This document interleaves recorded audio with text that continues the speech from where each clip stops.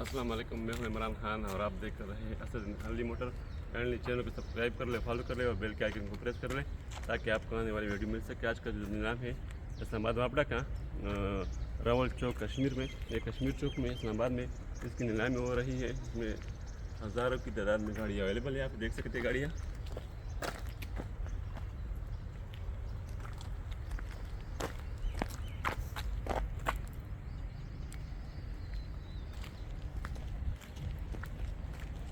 Toyota pickup, ये भी single cabin गाड़ी है, बाकी मज़े इंसान है।